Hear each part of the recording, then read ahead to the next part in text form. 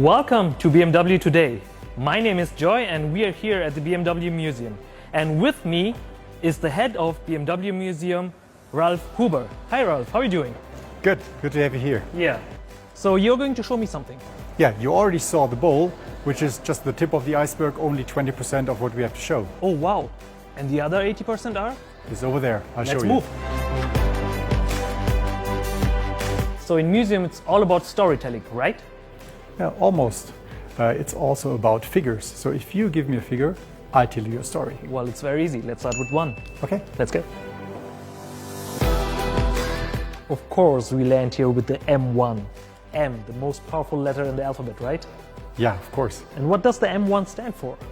Well, without the M1, all the other M cars in this hall wouldn't be there. The M1 founded the M series, so to speak, and is a very special car for us. And this car was built actually for a racetrack, right? Well, it was the homologation car for a pro car series that was started in '79. The car has a 6-cylinder engine and is a middle-engine sports car, the first we ever built, and has 270 horsepower, which makes it a very fast car nowadays still, but at that point of time it was incredibly fast. Okay. And what else we have here in the M Hall? Well, its successors. Okay. For example, the 635 CSI and the first series M5 both share the engine with the M1, and of course the iconic M3 first generation from the 80s. Would be my favorite one. I understand. So cool. What else we have? I'll show you. Okay. So Ralf, what about the 32? I think I have something for you there. Okay, let's go. So this is number 32. It's a motorcycle. Yeah, it's the R32, which came out in 1923.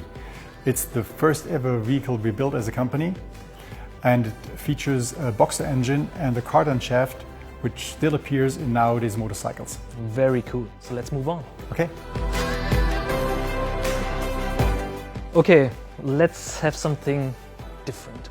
1916. It's 1916. Okay, let's have a look. So now I tell you something about 1916. It is the year that BMW was founded. Okay, and why are we here?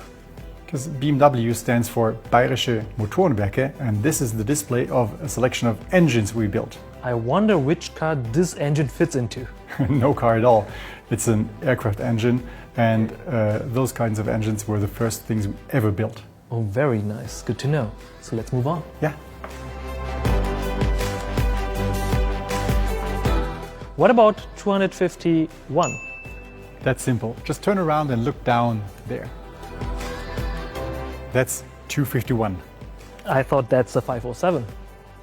You're right, that's the BMW 507, but it was built only 251 times. Okay, and this color is very special. How many cars in that color?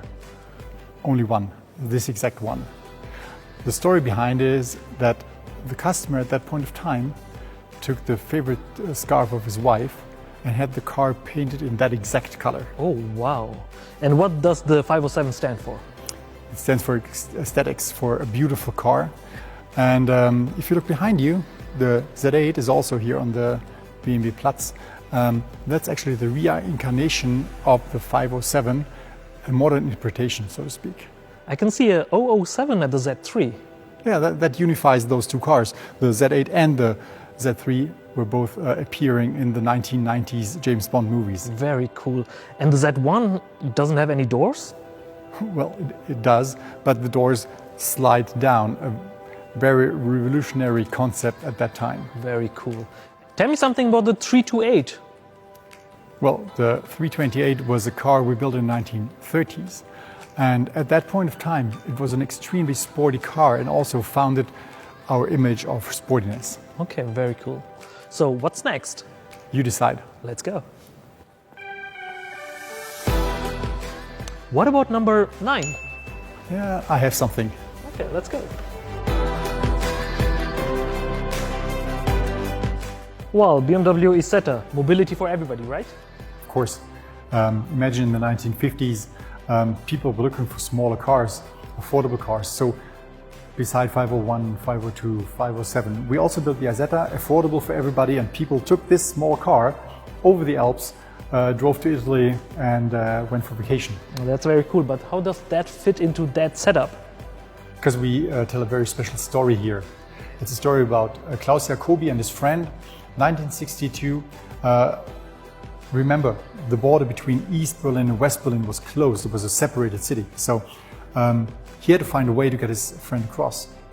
So he cleverly built a spot into the Isetta behind the seating bench. He built a space in here. His friend hid in the car and he actually managed to get him across the border. So actually that's an escape car. Yes, it is. And we were talking about number 9. How does that fit in the story? It's very easy. In total, 9 people found freedom and fled with an Isetta from East to West Berlin. Wow, that's very impressive. It's a very emotional story. Thank you for that. Can we move on to the next story? Of course.